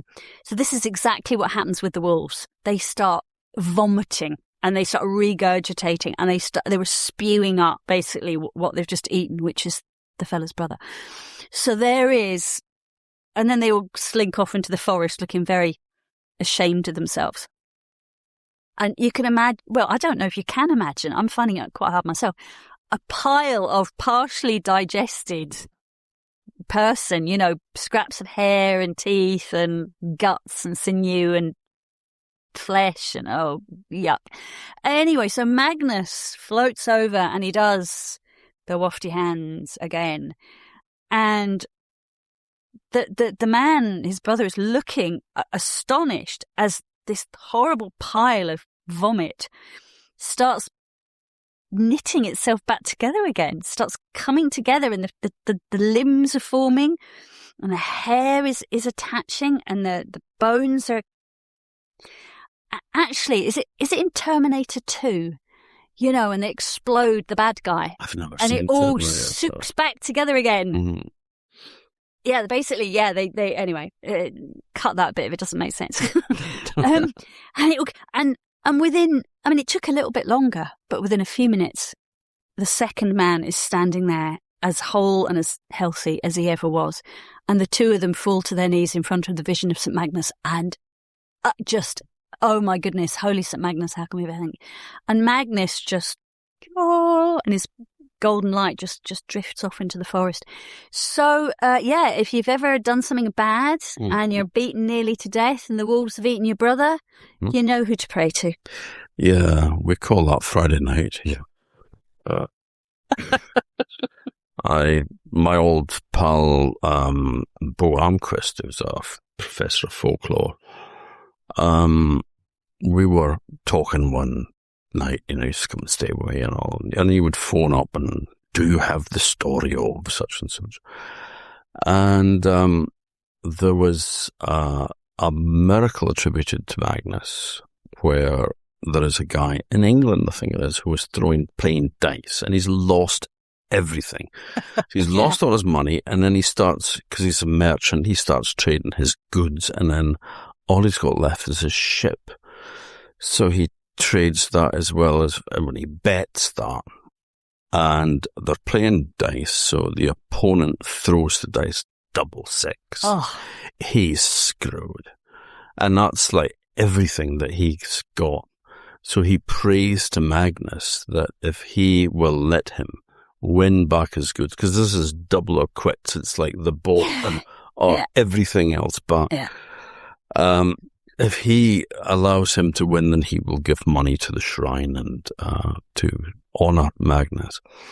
And he throws the dice, and the one turns up a 6, and the other one breaks in 2, and it turns up a 6 and a 1. So he wins. Now, the same miracle is, it's not actually a miracle. In Heimskringla, you find the same story with Olaf Tryggvason, King of Norway, who was throwing dice with King Olaf of Sweden over a disputed territory between Sweden and Norway. And the same thing happens. The Swedish king turns up a double 6 and he goes, well, you might as well give up now because I've won. And Tryggvason says, well, as long as there are still 2 6s on those dice, then it's not over. And he prays and he throws the dice, and again, 6 and a 6 and a 1. So it's because Bua said I'd always seen that, and I'd read that, and I made a note of it, and I thought, I wonder if that occurs anywhere else. Or the English saga does appear in Magnus's story, So he was pretty useful. Yeah. No.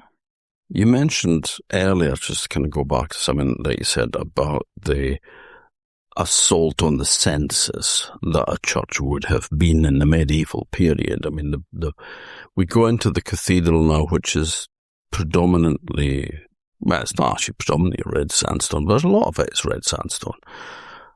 So the front and the west and the east ends are predominantly mostly red sandstone, and the pillars on the inside are red sandstone. As it goes, red is the symbol of martyrdom, and red sandstone does appear in other chapels and in churches, which shows a kind of a nod towards Magnus in the north, here in Orkney and in Shetland. Mm-hmm.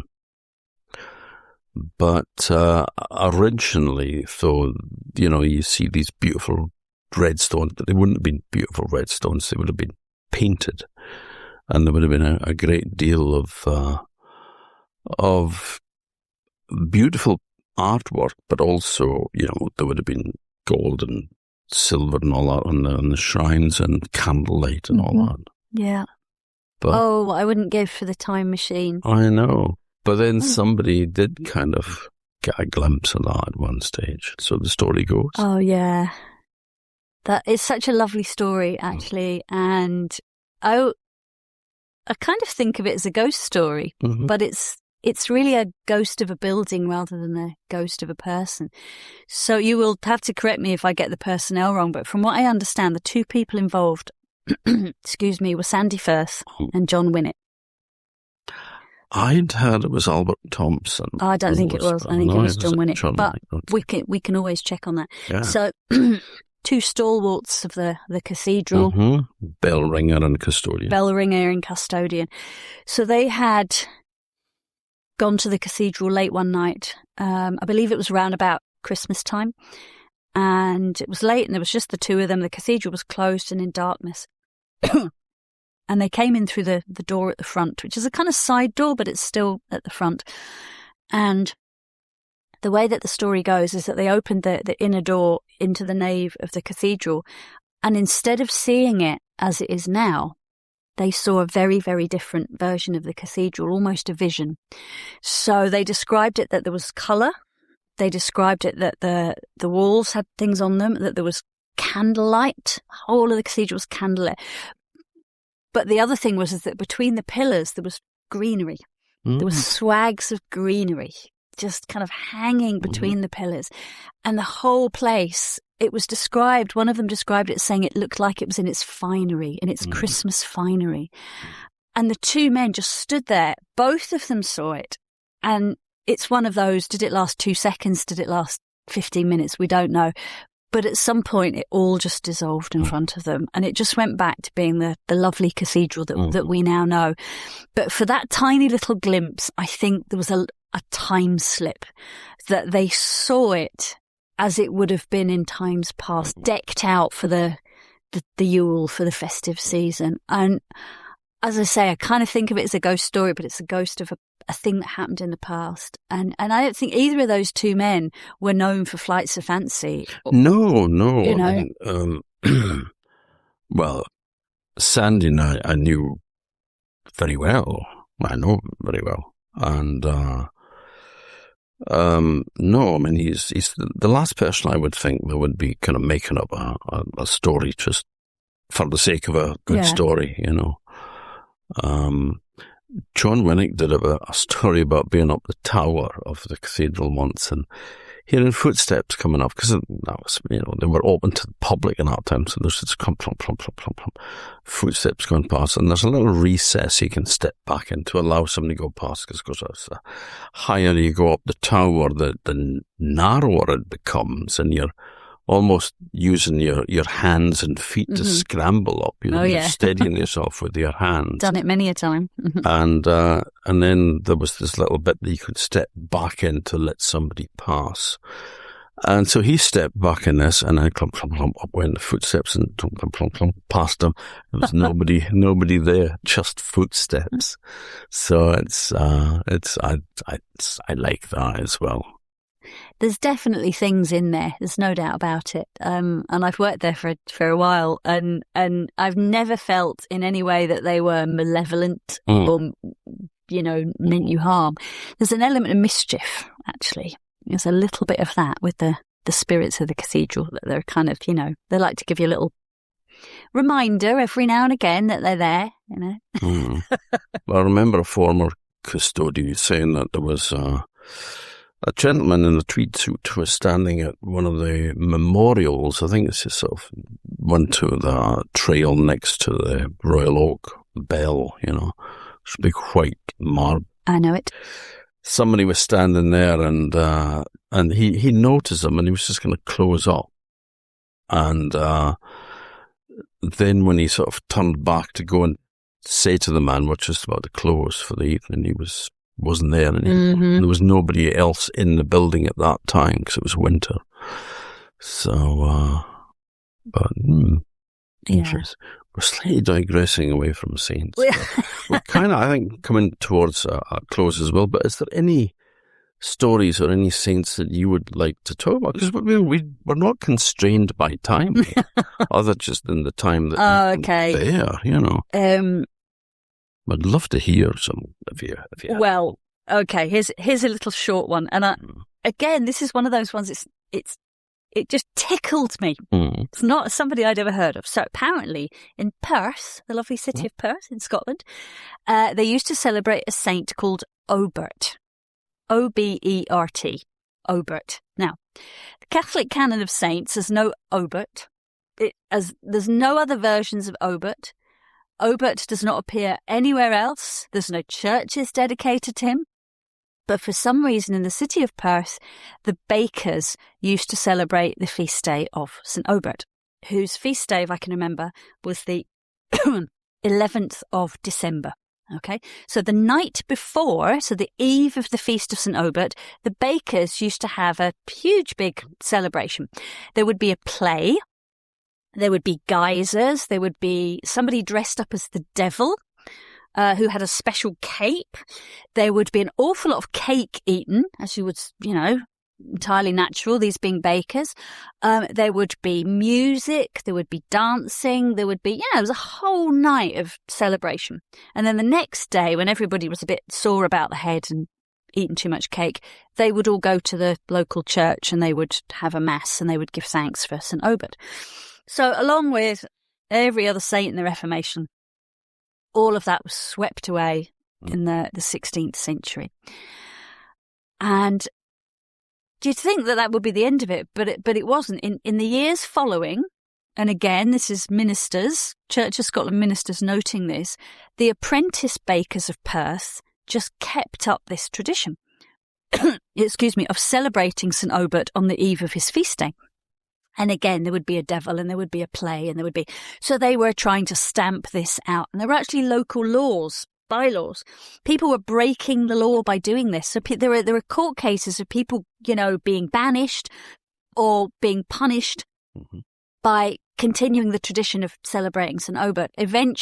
Finally, they managed to stamp it out completely. Is that the end of the story? No, it is not. So we move on, scroll forward to recent times. And Perth, like most Scottish cities, they like to have celebrations of one kind or another, festivals. I mean, Orkney's stuffed with festivals, So in Perth, they have, sometime in March, I think it used to be, they would have a cake festival. Now, I think this started up on the back of Bake Off, the Great British Bake Off on telly. They started up this competition for local bakers, and so they have this little cake festival. And then in addition to that, again, over the last 10 years or so, they've had this midwinter festival. So it takes them what traditionally would have been the period of Advent, right the way through Christmas, up to, I suppose, traditionally it would be Epiphany or something like that. So anyway, but several weeks of a midwinter festival for all faiths and all beliefs, and let's all have a party in the middle of winter. Some clever person, I don't know who it was, but kudos to them, came across the story of St Obert and thought, hang on a minute, we're missing a trick here. So what they've done, is they have taken the spring cake festival and they have moved it and they have slotted it in to the winter festival in Perth on the 10th of December and the 11th of December, which was St Obert's feast day.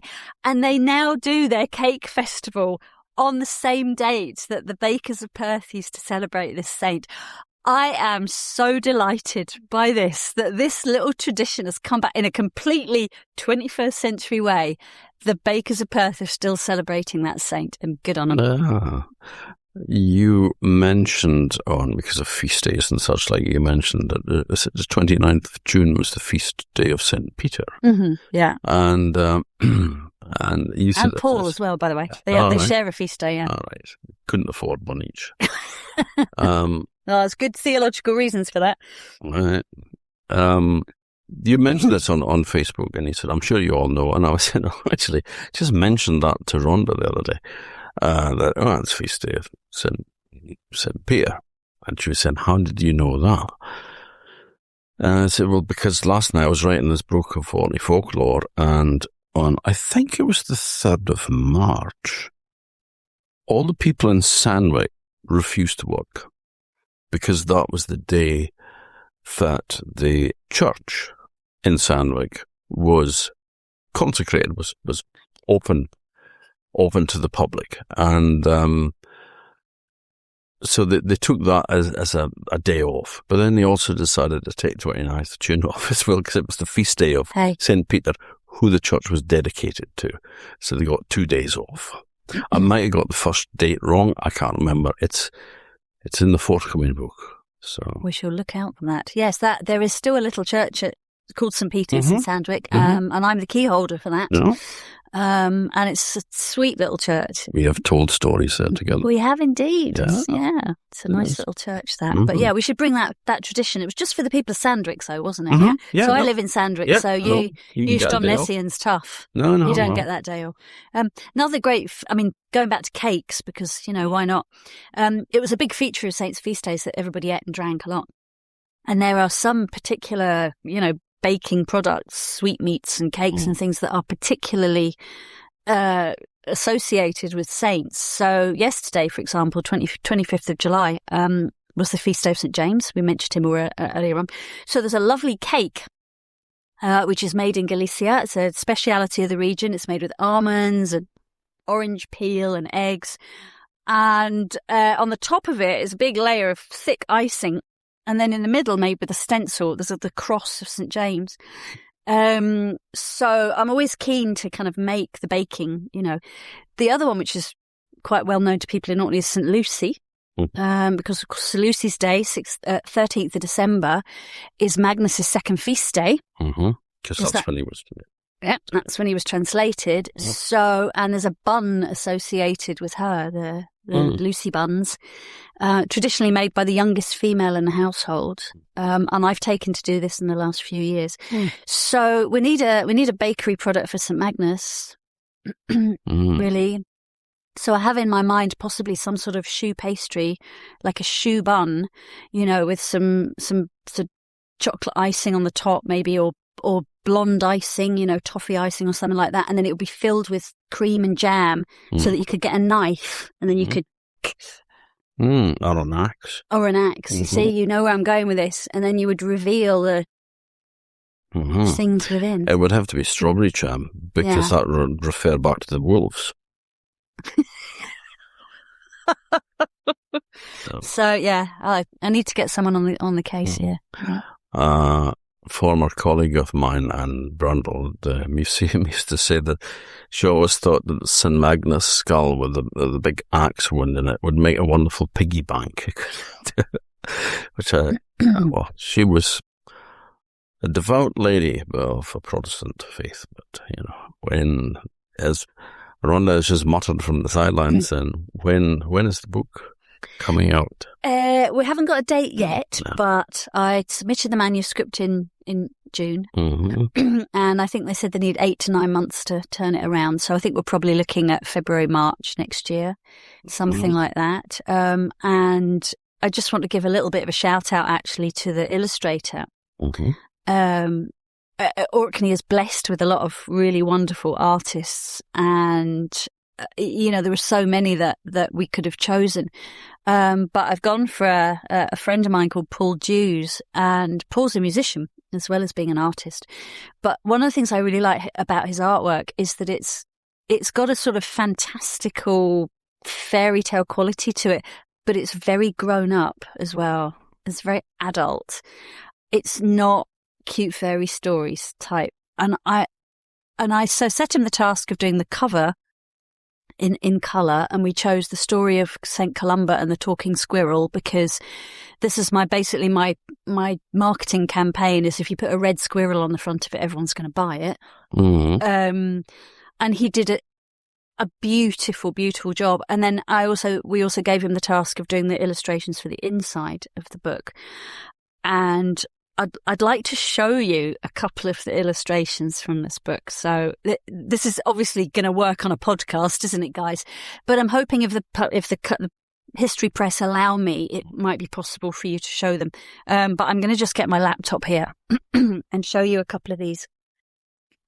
Now, this is a story that is probably well known to Irish people, actually, particularly. It's the story of St Kevin.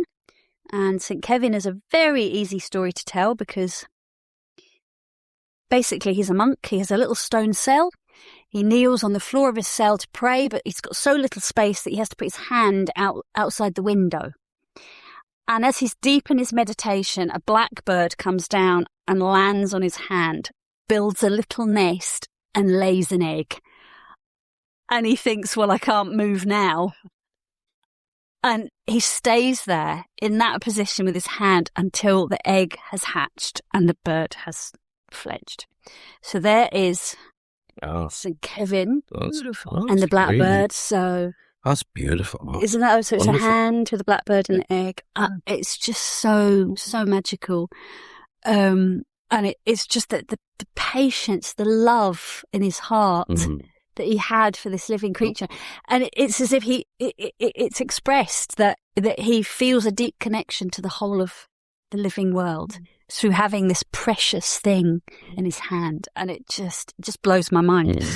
So that's one of them. And then the second one I'm going to tell, I'm going to show you, is the story of St Bega or Bega. And actually she's better known as St Bee because there's a priory dedicated to her in Cumbria.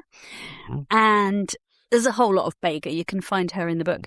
But after her death, she still exerts quite a lot of influence around that area. And there was a young scallywag, a ne'er-do-well, who is basically stealing stuff from around and about the priory. And his mother is really, really angry with him and says, you stop messing with St Bega. She's gonna get you. And he just thumbs his nose and he says, "What's she going to do to me, stupid old woman? If she bothers me, I'm going to show her this." And he basically grabs his bum and he shoves it in the air and says, there you go, beggar. Anyway, so off he goes and he steals a horse from the priory. And the monks from the priory, see him doing it, and they're in hot pursuit. And they've got bows and arrows. Don't ask me why they've got bows and arrows. But basically they start firing arrows and he's cantering away on this horse, and the arrows are, and he thinks, so what he does is he basically lies down on the front of the horse to try and make himself as small a target as possible. But of course, all this does is make sure that his backside is the bit that's sticking out. What I want you to do is look at this picture, which is depicting the scene. I want you to look at the expression on the horse's face. It's very like medieval illuminations, when the monks have got bored with writing out the text and they do little drawings on the side, like, people riding on snails. And rabbits defending the battlements. And So he's wonderful. a guy there with an arrow on his bum and a horse is having a good chuckle about it. And actually, Mr. Edish. It's brilliant, isn't it? And actually, that's the last story in the book. And that's going to be the last page in the book, is that illustration. And I just think that's wonderful. So, Paul got the brief. He got the remit better than I could ever possibly have hoped. Mm-hmm. I'm so delighted. And we're going to be a real double act for this. Despite the fact that he says he doesn't want to do any talking, he doesn't want to do any presenting, I'm going to drag him along to every event because I think the illustrations are going to sell this book as much, if not more so, than the words. So, I completely agree with you. The Scottish Folktales of Love one, Hester Asplund did illustrations for it. She was actually just staying here this last week and left on the ferry this morning. I saw that as when I was doing a book signing, she came up for it because I saw it as being a double act as well, fabulous stuff. The cover is so beautiful. A tear might have been shed, actually, I have to say. So it makes such a difference when you get somebody you're working with that really gets what you're trying to do and then produces something that just blows you away, and it's very special, that.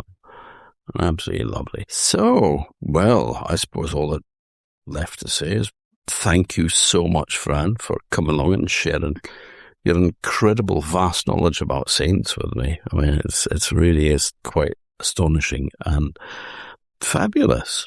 Well, thank you very much indeed. And actually, I think, it's lovely to sit and get all these stories out because sometimes, again, I think people are kind of, edging towards the door when I start, but wittering on about saints. But I find them endlessly fascinating and really wonderful characters.